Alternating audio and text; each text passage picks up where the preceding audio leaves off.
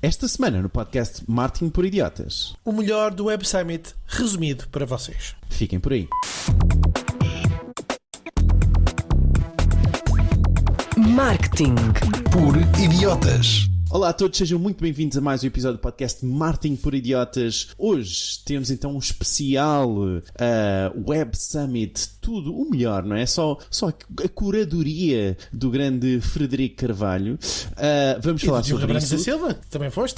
Também. Mas sim, eu, Diogo Abrantes da Silva, estou aqui com o Frederico Carvalho. Diz olá, Fred. Olá. Não, era olá, Fred. Olá, Fred.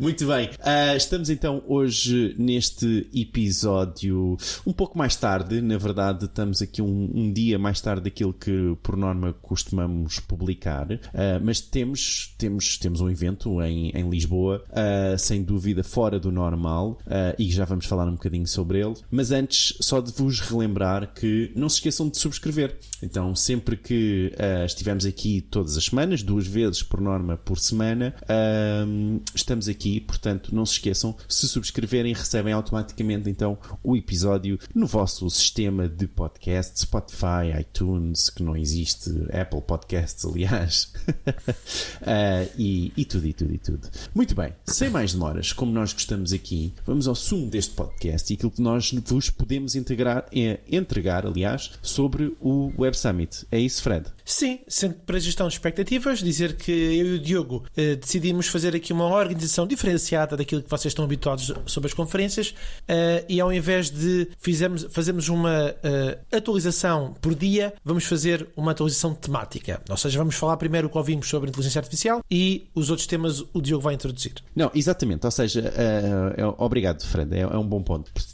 Aliás, o Web Summit é tão grande e nós vimos tantas palestras, falámos com tanta gente, e é verdade, não é só uma questão de palestras que nós vimos ou apresentações que nós vimos, porque depois acabamos por falar sempre com imensas pessoas que acabam também por trazer mais informação, e então organizámos aqui as coisas um pouco diferente, de um modo diferente para este episódio, exatamente por serem tantas coisas. E vamos dividir as coisas um pouco de falar sobre o evento em si, inicialmente, depois vamos organizar e vamos falar sobre aquilo que ouvimos sobre inteligência artificial que cada um de nós achou mais interessante, depois especificamente sobre marketing, alguns dados interessantes que também ouvimos e que ficaram-nos na cabeça, e pronto, depois temos outras coisas que podemos acrescentar no final sobre a nossa experiência do Web Summit. Vamos a isto, Fred? Ora bem. Então, Fred, sobre o evento, o que é que tu achaste do evento este ano? Estamos a gravar isto após o segundo dia, ainda não foi o terceiro, mas já nos deu aqui uma boa perspectiva sobre este evento, ou não? É verdade, em termos de big numbers, digamos assim, os grandes números do evento, 71 mil pessoas, o que significou na prática que expandiram o evento além dos pavilhões, que essa é a grande diferença para o ano passado. Havia um palco que era o último palco e não adivinham qual é que vai ser. Não vão adivinhar. Exatamente, era o Marketing Summit. Ficava nos chamados cascos de rolha. Bom. No mapa tinha lá, queixo que se de verrolho. Era longe. Eu estava mesmo na ponta do evento. Ok, mas pronto, tinha 1800 investidores, muitas startups. O facto que eu achei aqui mais interessante, de que partilhei até no primeiro dia quando estava com o Diogo, foi que eles, ao anunciar o número de investidores, portanto quase 1857, foi um aumento de 74% em comparação com o ano passado. Eu achei este dado muito curioso. Bom, mas fora isso, em relação à perspectiva do evento, eu ano passado fiquei com uma sensação muito forte de que o investimento feito pelos governos e pelas cidades era a maior parcela de stands do espaço do evento, sendo que havia mais dessa área do que empresas. Este ano já achei mais equilibrado. Ainda assim, há algumas entidades que tiveram uma presença fortíssima. Acho que o maior, na minha perspectiva, foi o Brasil. O Brasil tinha o stand governamental do Brasil, depois tinha o stand do Rio de Janeiro. Era enorme. Só o stand do Brasil era enorme. Depois tinha a cidade do Rio de Janeiro, depois tinha o estado do Piauí e depois tinha a Vetex, que era quase o mesmo tamanho do stand ou seja, aí já é um privado, mas era brasileiro, mais outras empresas, ou seja, em termos de mancha visual, Brasil, muito forte. Depois outra, também grandes, mas já diferentes. Qatar, por exemplo, e agora, pela diferença do contrário, não por ser grande, mas na forma como se organizaram, a Suécia. A Suécia, em vez de fazer um grande stand glamouroso, gigante, só hoje é que só hoje é que me apercebi. O que é que eles fizeram? Compraram espaços mais pequenos e então, em vez de ter um stand grande, eram vários pequenos espaços em L, que todos eles diziam suíte em grande. Só hoje é que me apercebi. Passou mais despercebido, mas pronto. Sim. Também eu nem me recordo onde é que estava o stand da Suécia de todo. Interessante. Bem, mas dizer também que o primeiro dia contou com 71 mil pessoas. Muito bem, Fred, vamos para o sumo. O que é que nós podemos partilhar com os nossos ouvintes sobre inteligência artificial, daquilo que te ficou destes 2 dias do Web Summit? Que informações é que tu ouviste que te ficou na cabeça, que anotaste e que realmente fez a diferença de isto é interessante e nunca tinha pensado sobre isto, sobre inteligência artificial especificamente? Explicar também aos nossos ouvintes que no meu caso, e é semelhante também ao do Diogo, também falámos sobre isto, que é escolhas. Eu escolho ver palestras e evito ao máximo ver entrevistas, mas aconteceu e não tem mal, e até tirei partido do evento em si. E nesse sentido eu vou trocando em palcos que não tenho que fazer longas distâncias, à exceção do primeiro dia que estava com o Diogo, ele disse, vamos a outro palco. Eu, ok, para lá. Ora bem, então, primeiro destaque vai para um palestrante do segundo dia, que é o Dave Strainer, o cofundador da plataforma Intercom. Para quem não conhece, é uma empresa muito focada na área de Customer Service e é um palestrante com grande vigor e grande intensidade no palco, e o tema era como tornar-se uma empresa de inteligência artificial em primeiro lugar, AI First Company. Ele construiu uma empresa paralela, que é a FIN, que no fundo é um agente de inteligência artificial que já faz 1 milhão de resoluções por semana e já gera 50 milhões de receita. Bom, contexto, a Intercom então o que decidiu foi, nós temos que pensar a empresa como se fosse AI First. Nós temos uma situação que é a inteligência artificial está a abalar o software as a service e nem todas as empresas estão a fazer o salto. Portanto, aqui o importante é como é que nós vamos abraçar isto. E então fizeram este piloto com este fim. E a ideia base era destruir e reconstruir a empresa do zero, portanto, com uma servindo depois de apoio para a Intercom. Certo, mas o que é que te ficou daqui? O que é que ficou dessa palestra? Alguns soundbites. Portanto, a pergunta errada que ele considera que as pessoas fazem é: onde é que eu posso enfiar a inteligência artificial? E na perspectiva dele, a pergunta certa é: onde é que devem os humanos estar? E assumir à partida que os agentes vão fazer tudo e depois descobrir onde é que nós precisamos colocar o chamado human in the loop. Ou seja, onde é que ele faz as aprovações. Isso é super interessante. Porque a visão dele é que é preciso pensar no mundo pós-inteligência artificial, onde o colaborador... Ou seja, nós não estamos a pagar por cabeça, ou seja, porque as pessoas podem ou não usar o produto e a user experience pode ser relevante. Porquê? Porque a inteligência artificial é que vai decidir qual é que é o outcome, qual é que é o resultado final. E então, na perspectiva dele, a empresa com melhor inteligência artificial ganha. Nota importante, ele era muito crítico a dizer porque é que as pessoas vão ter imensa dificuldade em implementar a inteligência artificial e não o contrário. A crítica dele é que há um status quo instalado, a empresa está habituada a trabalhar de uma determinada forma e que a inovação trará um problema na perspectiva em que a maioria subestima a complexidade que está envolvida em implementar a inovação. Esta foi a primeira. Queres que diga outra ou queres comentar? Não, deixa-me. Eu vou adicionar aqui uma sobre uma das palestras. Por acaso nós até vimos e foi assim, numa de outra estava cheia e acabámos por nos sentar e nem sei quem é que estava em palco, mas eram 2 investidores, um europeu e outro norte-americano, que pareceu-me que investiu na OpenAI, e que falava então sobre esta ideia de property data, que poderia ser o futuro. E o Frederico, ao longo da conferência, vem-me falando sobre esta questão que estava a haver bastante, que era a questão de já não havia mais internet pública para treinar os modelos de inteligência artificial, porque toda a internet pública já tinha sido absorvida pelos modelos, não é? E atenção, a internet pública é diferente daquilo que é privado, ok? Porque privado é muito mais e há muito mais informação, mas estamos a falar daquilo que é público e acessível aos utilizadores e descobrível, vamos metê-lo assim. E ela falou aqui sobre esta questão da propriedade de data, de informação, e que isso poderia ser um futuro, ou seja, esta ideia de que poderia haver um futuro onde nós iríamos ter silos de informação, não é? E poderíamos vender essa informação e isso ser um negócio que no fundo já é, mas nesta ideia de treinar pelo menos os motores de inteligência artificial, e pensei, nunca tinha pensado sobre o assunto, e abriu-me aqui uma porta interessante de, olha, ok, também estou a ver onde é que isto poderá estar-se a encaminhar, na ideia de que se falta informação, não é, para os sistemas se treinarem, ou se os sistemas pelo menos querem mais informação para se treinar, então pode ser uma ideia, uma espécie de um negócio de venda de dados proprietários. Fred, mais coisas?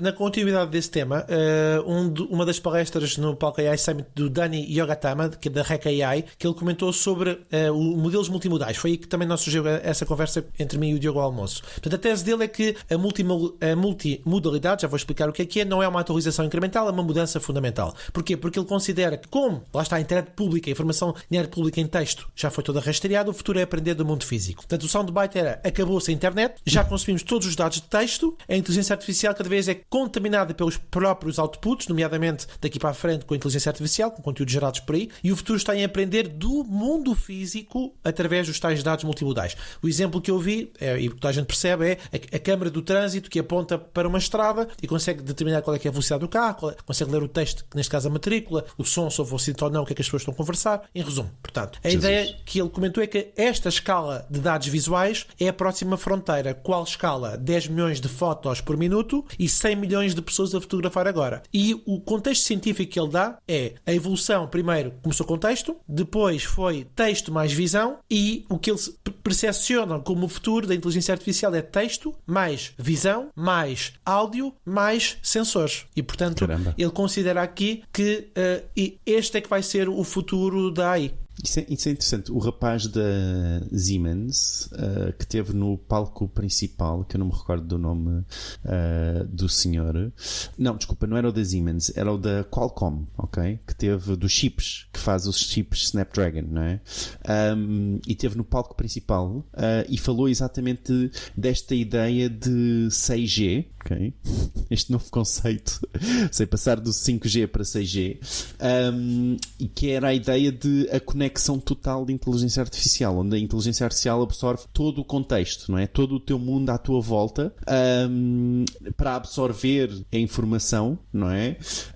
Não só numa ideia de se treinar, no caso do palestrante que tu estavas a falar, mas na ideia de adaptar o melhor resultado para ti, e a melhor experiência para ti, não é? Então essa conexão 6G, da qual ele falou, foi muito na ótica de, ok, vamos para lá daquilo que nós temos neste momento, não é? Vamos incluir todo o contexto dessa conexão, ok?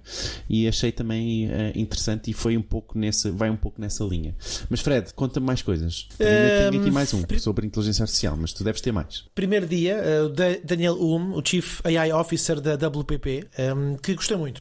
Muito estruturado, e a propósito do primeiro dia, eu publiquei um resumo no LinkedIn sobre aquilo que uma síntese de algumas palestras. Claro que agora, porque estamos aqui em áudio e em vídeo, para quem nos quiser ver no YouTube, eu consegui verbalizar até muito mais do que as 26 páginas de resumo. Mas o David Ulm apresentou vários conceitos-chave. Portanto, só para fazer aqui outra vez o contexto, ele apresentou as 6 grandes áreas da inteligência artificial. Em resumo, automação, geração, representação humana, insights, decisões complexas e aumento humano. Ninguém se vai lembrar da primeira ou da segunda, mas o conceito mais importante era o da Digital Twins. Digital Twins para negócios. E o que é isto? Isto é ter um Frederico Carvalho com a informação, digamos assim, com o upload do conhecimento dele na cloud, e isso poder ser trabalhado com um apoio à decisão. Essa foi a base. Exato. Mas é interessante que hoje também vi uma palestra sobre esse tema. Mas o fundamental para mim, e quero aqui só deixar aqui uma nota, tem a ver com o que é que eu gostei mais. Foi os processos. Por exemplo, na primeira secção que ele considerou automação de tarefas. Então, quem está a trabalhar em inteligência artificial tem que pensar em quê? No reconhecimento de objetos, quais são os SOPs.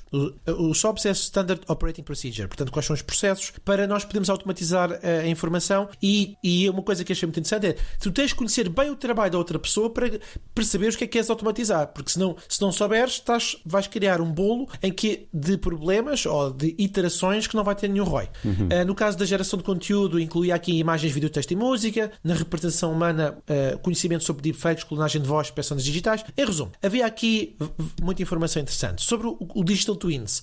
Ele colocou isto também numa perspectiva do modelo de negócio, isto é, processos e atividades associadas ao marketing, produção e distribuição de bens, que permitam ter uma força de trabalho que permita ter mais retenção dos recursos humanos. Ou seja, qual é que é a situação? A situação é que o recurso humano vai-se embora com o conhecimento, vai-se embora com a informação que dispõe, com os e-mails, e essa informação morre.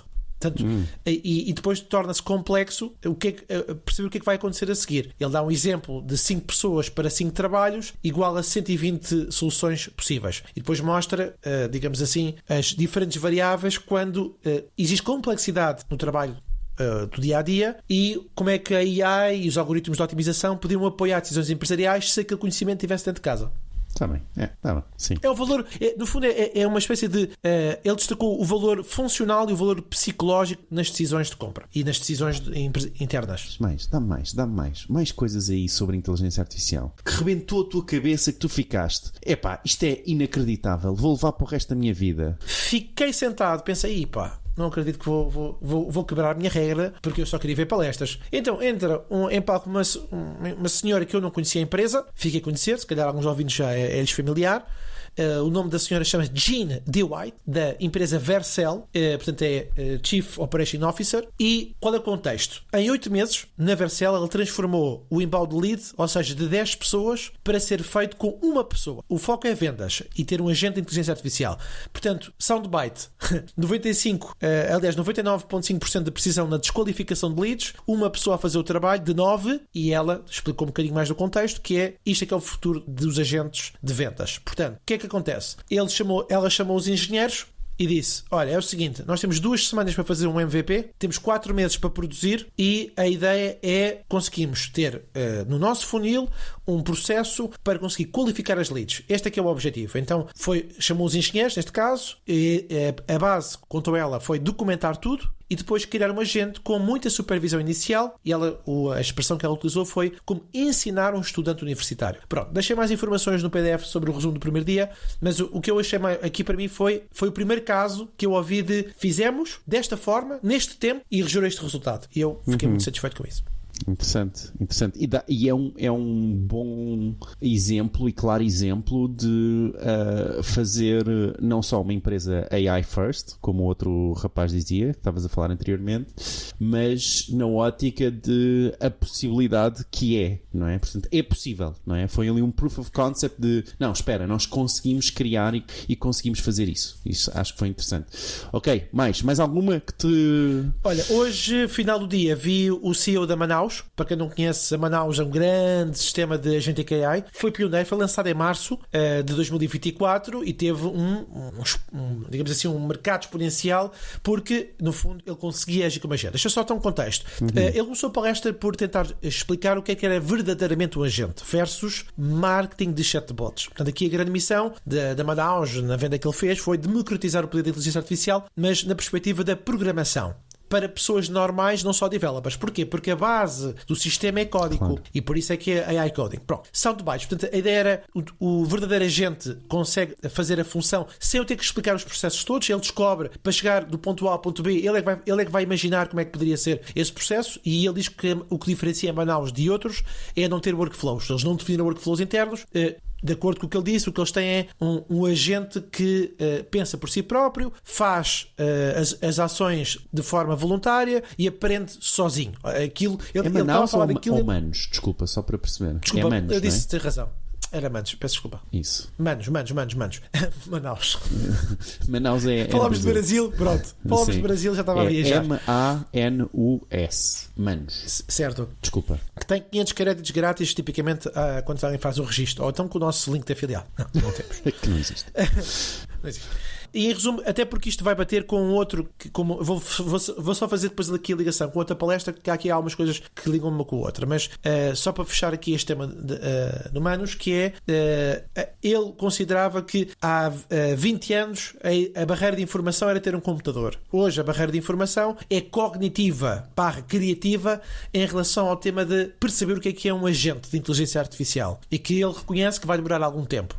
E a ideia que ele está a construir é um agente geral e não específico de ou só de fazer imagens, ou só de fazer vibe coding, ou só disto ou só daquilo. O que me leva precisamente para a ligação de uma entrevista anterior ao dono da Gamma, Gamma.web, que é uma ferramenta muito conhecida para fazer apresentações. É só porque o que é que os dois têm em comum? O que os dois têm em comum é, ok, nós criámos o projeto, mas precisamos de fazer bootstrap, ou seja, financiamento sem recorrer a investidores, e não foi logo do pé para a mão que começou a dar sucesso. Só por curiosidade, vou só agora fazer a ponto para o Gamma, porque, enfim, acho que achei interessante. Eles só nos últimos 5 meses é que começaram a ter lucro.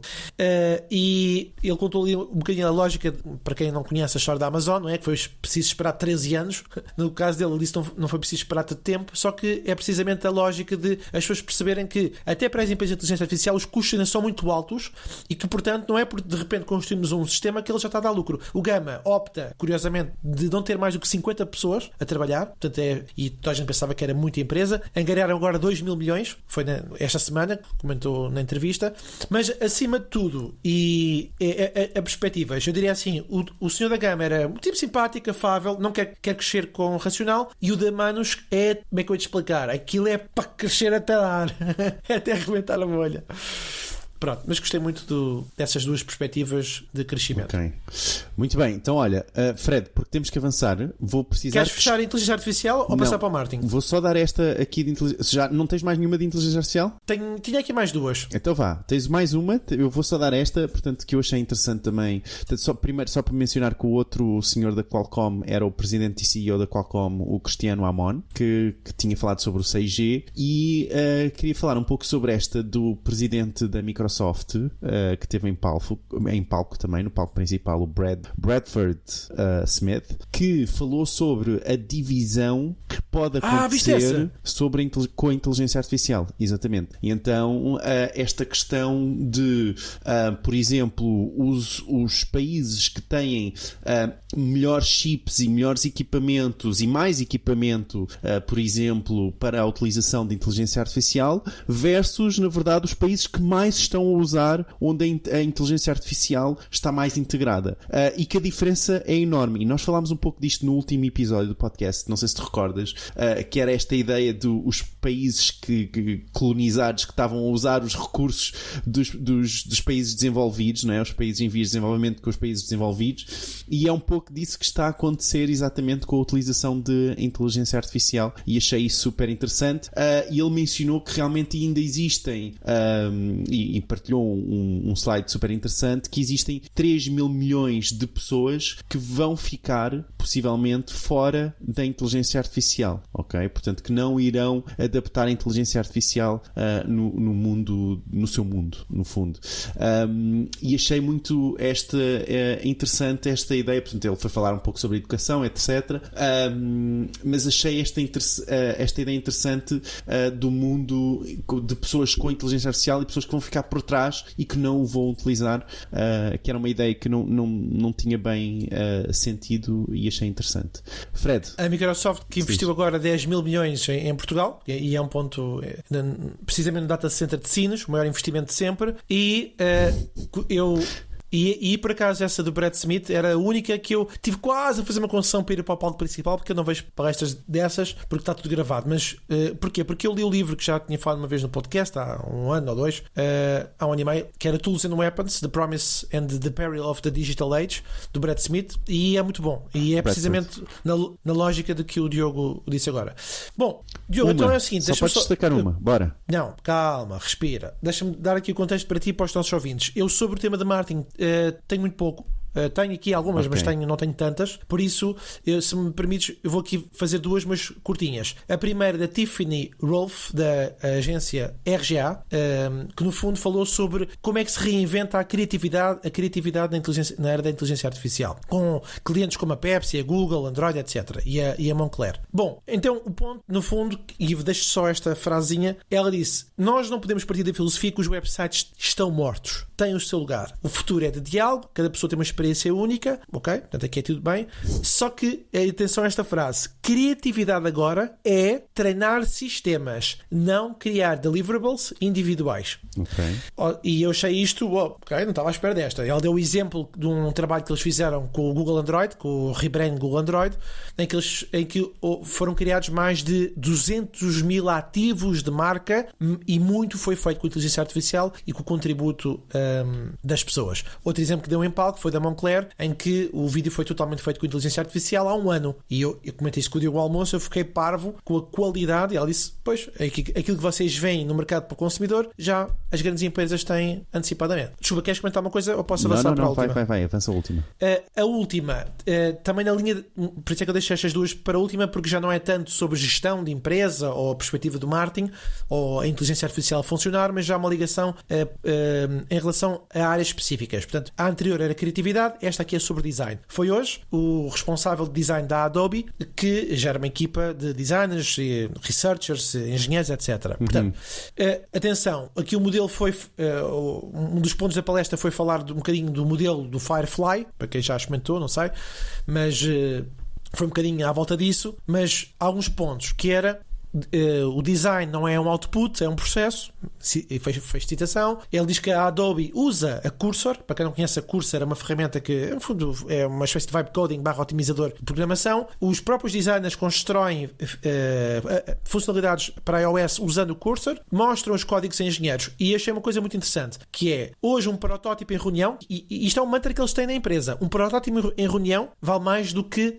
como é que era? Um protótipo vale mais do que 100 reuniões. Assim que é. Okay. Um protótipo vale mais do que 100 reuniões. Achei isto também muito giro, porque e faz sentido, não é? Tu vês, é tangível, não é? Tu consegues perceber. E deixou um mote, foi uma notícia, curiosamente, que eu publiquei também esta semana no meu Instagram, sobre a preocupação em relação à próxima geração. Isto é, que ele sente que os trabalhos de entrada para a nova geração vão ser cada vez mais escassos, e foi um alerta que ele fez, vão ser mais escassos, vão desaparecer. Porquê? Porque o trabalho de júnior não especializado será o mais rapidamente substituído, principalmente da parte de design, pela inteligência artificial. Muito interessante. E fecho e estou pronto para a próxima secção. Muito bem, então fechamos a inteligência artificial e agora um pouco mais rápido, Fred, não sei se estás a perceber a dica, vamos falar eu ia sugerir tu estiveste comigo, não sei se queres comentar da HotSuite. Não quero comentar da HotSuite. Ora bem, como disse, é o que tenho menos, tenho 3. O primeiro que chamou a atenção, até porque tinha uma expectativa, era a CEO da Hootsuite, que é grande, uma das maiores e mais antigas plataformas de agendamento de redes sociais, e o tema também era um nome que eu nunca tinha ouvido falar, que era B2Z, também achei engraçado. Pronto, em resumo, sim. O contexto foi que eles disseram que a geração Z não é millennial, portanto que já crescem com telemóveis, mas é a última coisa que querem usar para falar, e que representam mais trabalhadores que os boomers pela primeira vez na história, coisa que eu não sabia. Também é um mercado que eu não trabalho. Alguns dados que eu achei interessante que ela mostrou foi que 70% da geração Z começa a pesquisa nas redes sociais e não na Google, e muitas das informações financeiras vêm nas redes sociais. Pronto, enfim, ela fez ali uma alegoria grande com muitos dados, muita informação sobre o quão incrível é espetacular a geração Z, e que afinal não vem só conteúdo em short form, também vem em long form. Sim. Mostrou ali 3 casos reais em como a geração Z é incrível, é espetacular. Vou só referir aqui porque eu não conhecia. Anthropologic Rock, uma pedra de $150 que viralizou e era uma brincadeira, teve 10 mil menções e a empresa reagiu muito rápido. Eu por acaso não cheguei a pesquisar isto, mas quero ver que pedra é esta. Mas o que é que a pedra tinha de especial? Não sei se é espiritualidade, não vi ainda. Mas, eu pelo vídeo não percebi. Mas viralizou e então a Gen Z foi toda atrás e comprou as pedras todas, é isso? E fez uma calçada. Isso. Portanto, o tema não, e é para deixar muito claro, das poucas palestras onde o tema da inteligência artificial não teve presente. Foi mesmo caso de estudo para as pessoas estarem atentas à forma como a geração Z consome e está atenta à área de interação. E, em resumo, o que ela refere é que há uma mudança na forma de compra. Antes, as redes sociais eram suporte à decisão. Agora, as redes sociais, na perspectiva dela, são o CEO da decisão, a geração Z com poder económico para se chegar à frente no momento em que está a pesquisar na rede social. Muito bem. Isso vai uma das. E acho que nós vimos isto, que não era uma palestra, mas era uma conversa que nós vimos com. Não há assim ninguém conhecido, mas havia tipo um senhor que trabalhava em Hollywood, que era o Ian Schaffer, e a Janice Min, que era um editor-in-chief da Anchor. E eu gostei, e vai em linha com aquilo que estavas a falar, que é, eles estavam a dizer que a cultura pop morreu e que agora a cultura pop, não é? Aquilo que seria considerado cultura pop está, na verdade, nas mãos de um algoritmo, não é? Que, como há muito mais atenção virada às redes sociais do que a própria cultura pop de TV ou de rádio, então a ideia era que o algoritmo, que havia um algoritmo, seja de uma rede social, seja o algoritmo das notícias que tu consomes ou da aplicação que tu usas, e achei super interessante eles falarem sobre isso. Eles mencionaram também algo que eu tenho vindo a falar, e acho que temos vindo a falar também no podcast, esta ideia de que o YouTube era a razão número 1 para a utilização da televisão nos Estados Unidos, não é? Ou seja, que havia mais horas de consumo do YouTube do que propriamente outros canais televisivos. E lá está, mais uma vez, isso tudo gerido por um algoritmo, não é? E essa dependência que existe do algoritmo, e é isto que eles estavam a falar, que é, tem que estar a otimizar um pouco para os dois, e tem não só de otimizar para as pessoas e para as pessoas gostarem, e para a plateia, ou de a ideia de uma espécie de um estudo pequeno como pessoas, para ver a reação das pessoas, que agora me está a faltar a palavra. Não é só isso, tem que ver como é que também otimizam para o algoritmo, para que tenha essa exposição, e é muito engraçado de repente vermos que, não podemos usar não podemos dizer Covid, porque senão o algoritmo vai prejudicar, não é? E então é assim uma coisa engraçada como isso está também a editar aquilo que nós vamos fazer e a influenciar aquilo que se pensa fazer em termos de conteúdo. Fred? Eu recordo-me que era o tema de Hollywood e o poder que os criadores hoje têm. Isso. Olha, por falar em criadores, uma palestra do Chief Marketing Officer da Vimeo, a empresa de vídeo que é, em termos de software, concorrente ao YouTube, digamos assim, tem 20 anos de experiência. Eu não sabia, foram eles que inventaram o like button, comentou ele em palco. Bom, então alguns pontos engraçados. Esta foi uma palestra muito diferente daquilo que tipicamente o Web Summit costuma trazer, que é informação inovadora, caso de estudo, o que é que está a ser feito. Aqui foi uma palestra de uma estratégia diferente. Fez uma revisão histórica do passado para chegar à importância que hoje o vídeo tem. Portanto, diz ele em soundbite que a fotografia não matou a pintura, libertou-a, que o som não matou o cinema mudo, transformou-o, e que a inteligência artificial não vai matar os criadores, vai dar 10 vezes mais poder. Onde é que ele coloca aqui a força do vídeo? Depois de referir vários dados que qualquer um encontra com facilidade na internet, neste caso 82% do tráfego da internet é vídeo, que o vídeo é consumido mais ou menos 3 horas por dia em termos globais, e que a maior parte das pessoas hoje, em relação às redes sociais, por falar em geração Z, 75% dos sub-25 têm notícias através do TikTok. O que é que ele acredita que é aqui o tema do vídeo? Eu achei isto dois pontos interessantes. Primeiro, a maior força do vídeo, na perspectiva dele, atenção, de que isto vai agradar aos seus ouvidos, é SEO e os LLMs. Portanto, o que ele argumenta é que hoje o vídeo terá uma importância cada vez mais forte, porque não só as pessoas consomem na rede, como a importância que será dada na otimização do vídeo vai ser cada vez maior. Porque, como, de acordo com o que ele disse, as pessoas publicam pequenos clipes em todo lado e estão cada vez mais libertas não é bem a expressão, estão cada vez mais conscientes das lives, querem que o ponto de diferenciação seja a utilização do vídeo, porque sabem que funciona, 2, cria maior proximidade na confiança. Depois ele mostra alguns casos em que o vídeo teve aqui algumas transformações diferenciadoras, onde, claro, a Vimeo esteve presente. Um deles foi na construção da série Mandalorian, em que ele mostra que vários locais foram feitos com um ecrã grande e não necessariamente feito em estúdio, era um ecrã curvo, gigante. E depois, claro, o tema do dubbing, não é dubbing com AI, que é no fundo ouvirmos a versão original e depois ouvirmos a versão em diferentes línguas. O que é que ele recomenda? E com isto fecho, em relação a este tema, que é as pessoas experimentarem ferramentas. Ele mostrou lá qual é que era o stack da Vimeo, com o tech stack da Vimeo, mas disse que é isto, as pessoas continuam a experimentar da mesma forma que eles também internamente experimentam tudo o que há e depois trabalham com algumas com mais regularidade. Ok, muito bem. Eu vou deixar aqui sobre o marketing, porque foi o CMO da Coca-Cola que mencionou numa das palestras, numa das conversas que eu vi, mas ficou uma frase na cabeça desta ideia de que a tecnologia ativa a criatividade, ou ativa mais a criatividade, não é? E está aqui um pouco claro que tudo foi muito relacionado com a inteligência artificial, óbvio, não é?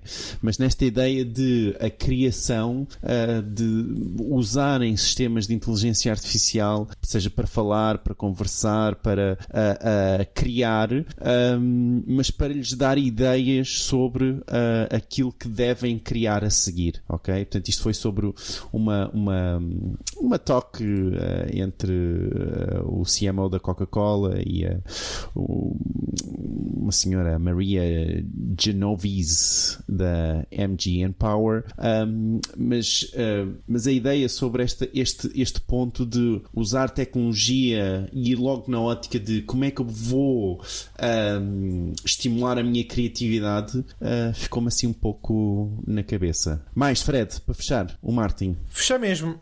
Olha, eu vou pegar aqui numa empresa que eu prémio melhores slides. Não, mas também em relação a algo que eu acho que é mesmo perfeito para fechar os meus comentários em relação a este tema, em que a pergunta que ela lança no mar é: estamos a medir o que importa ou o que é fácil? Mas atenção, o tema é design. É uma empresa do Canadá chamada MetaLab, fez os visuais da Suno, para quem não conhece a plataforma de áudio que é criada pela Microsoft, da Uber, da Midjourney, da Calvin Klein, e mostrou vários casos de estudo. Tu começas pela Suno. Interessante. Pode ser, as outras são mais reconhecidas, não é? Mas é para também dar aqui a ideia de que é uma empresa que trabalha marcas que hoje são muito conhecidas na área da inteligência artificial. E o contexto é que ela argumenta que há uma corrida para automatizar e as melhores equipas, de acordo com o que ela diz, estão a fazer algo radical, que é abrandar. E realmente é um discurso diferente do que tem-se ouvido noutras palestras, que é criar empatia, clareza e alguma restrição, e assumir isso, que isso é uma vantagem estratégica. Diz ela que o design deve ser uma ponte de ligação e não um divisor, e que é muito importante que as pessoas que trabalham na indústria, principalmente na área do design, que estão muito aceleradas, porque agora de repente a ferramenta consegue fazer coisas com automatização, têm que proteger a sua saúde mental, coisa que também foi a primeira palestra que eu ouvi em várias. Pronto, e semelhante ao que a Adobe disse, por acaso a Adobe já foi a última, mas foi semelhante, que era o design como algo tangível, como um outcome, e ter o tal humano na aprovação. Porquê? Porque ela mostrou alguns exemplos que os softwares de vibe coding fazem um design demasiado semelhante entre eles, que não é um diferenciador se toda a gente começar a usar da mesma forma, e ela atribui isso como um paradoxo, que é: todos querem mover-se rápido com a inteligência artificial, mas se abrandarem e perceberem que é uma vantagem competitiva ter visuais diferenciados, pensar profundamente enquanto os outros correm, então ela considera que criar essa empatia com o cliente e com as pessoas não dá para automatizar. Muito bem, muito bem. Então vamos passar aqui à rubrica. Isto deveria ter aqui um soundzinho, não é? Um sonzinho a passar.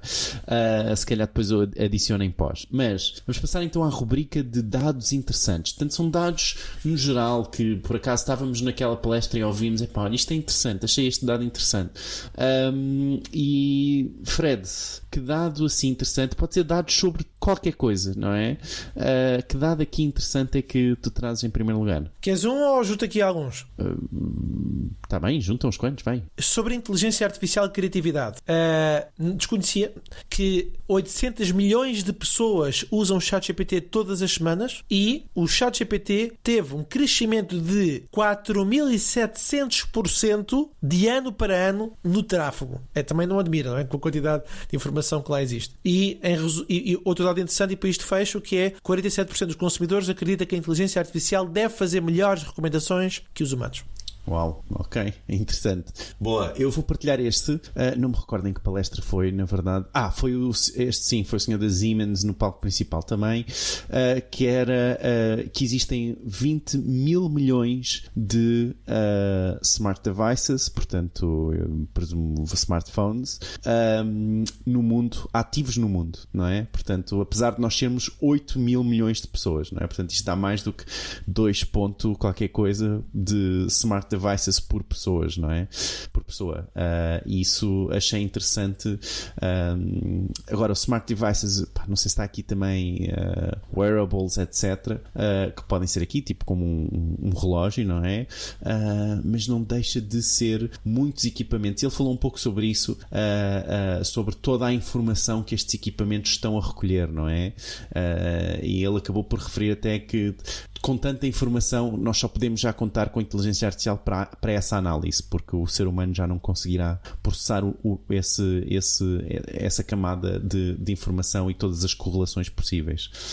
Mais, Fred? Categoria entretenimento e representação. Tu falaste do debate que houve há pouco a propósito de Hollywood e dos criadores, e achei alguns pontos interessantes que foi que no fundo são 4, mas vou começar com o primeiro porque só para reforçar o que já disseste, que era 85% das visualizações do YouTube acontecem em TV, nas chamadas Smart TV. Portanto, isso foi só para reforçar algo que tu já referiste há um bocadinho. Mas precisamente neste debate fosse dar umas curiosidades que acho que os nossos ouvintes gostariam de saber. Em 2024 houve 4 filmes dirigidos por mulheres que estão no top 100. Em 2024 houve 4 filmes dirigidos por pessoas de cor. Quer dizer, eu chamo de pessoas de cor, foi a tradução que a inteligência artificial fez. Deve ser pessoas negras. No top 100, 4 filmes dirigidos por pessoas negras no top 100 em 2024. Em contraste com o quê? Com o facto, isto dito lá, que 60% dos criadores no TikTok e no YouTube são pessoas de cor ou mulheres. É interessante, digo-te-me interessante. Sim. Eu li o texto, portanto, achei isto muito interessante nessa perspectiva. Ok, um dado interessante também, e eu acho que isto chama se calhar mais para as pessoas que têm startups e que estão a tentar crescer a sua empresa, e sobre investimento, mas um dos dados que nós vimos também numa das palestras, por acaso acabámos por entrar assim sem querer, mas foi a do Lovable, que conseguiu os seus 100 milhões de dólares de investimento em menos tempo do que a OpenAI, ok? Portanto, a Lovable, que é uma aplicação de programação, não é? Com inteligência artificial, que conseguiu os 100 milhões de investimento mesmo antes do que o próprio ChatGPT, ou seja, não foi antes em termos temporais, mas foi antes desde a criação portanto, ao tempo em que acabou por receber esse investimento. Achei interessante. Bastante.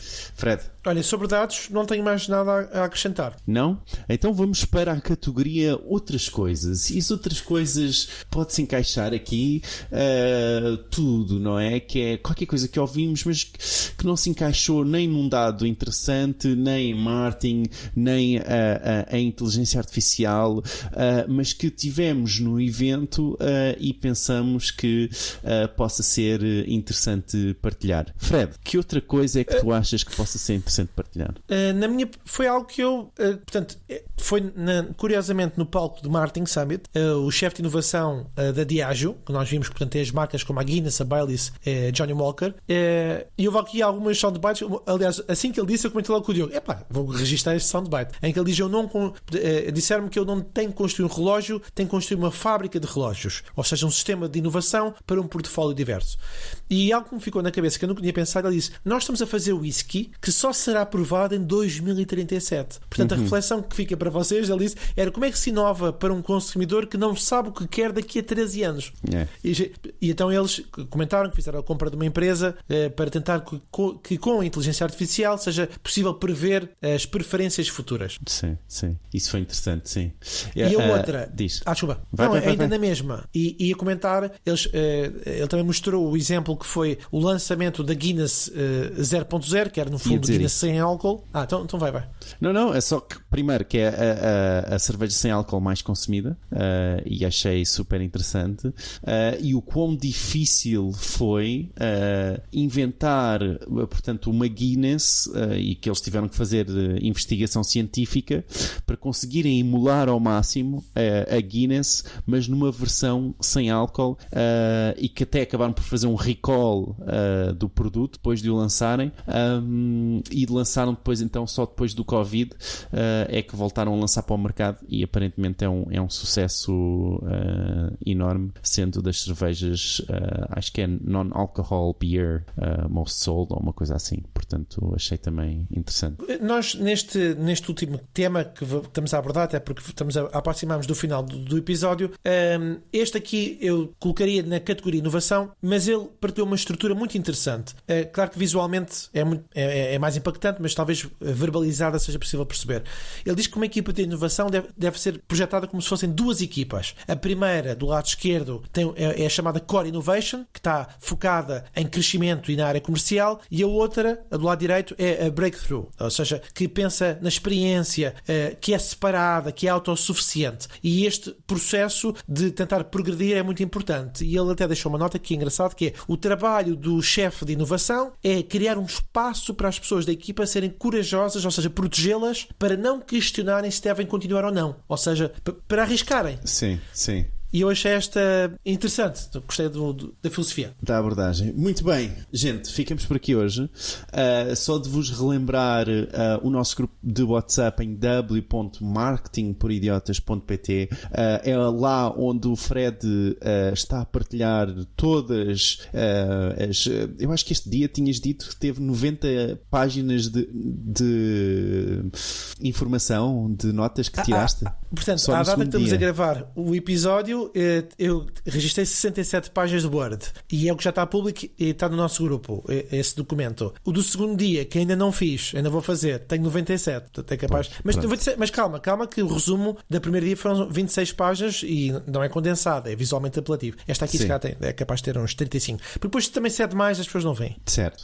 Boa. Portanto, grupo do WhatsApp, já sabem, o Fred vai lá partilhar exclusivamente para vocês. Não têm que comentar, nem que dizer eu quero, nem... não é? Ele vai só partilhar e está lá acessível a todos vocês. E com isto, vemo-nos na próxima semana. Eu não sei se por acaso na próxima semana vamos ter convidado, penso que sim, mas vou deixar surpresa. Eu acho que vamos ter ótimos convidados nos próximos tempos, by the way. Deixo aqui este cliffhanger. E dê-nos o feedback se gostaram deste episódio, que é muito importante para nós. Isso, sem dúvida. Hoje não estamos no estúdio, estamos online, mas acho que ainda deu para fazer aqui uma coisa rápida. Sendo assim, muito obrigado por terem ficado connosco até ao final, e por nós, até para a semana. Tchau. Tchau, obrigado. Marketing por idiotas.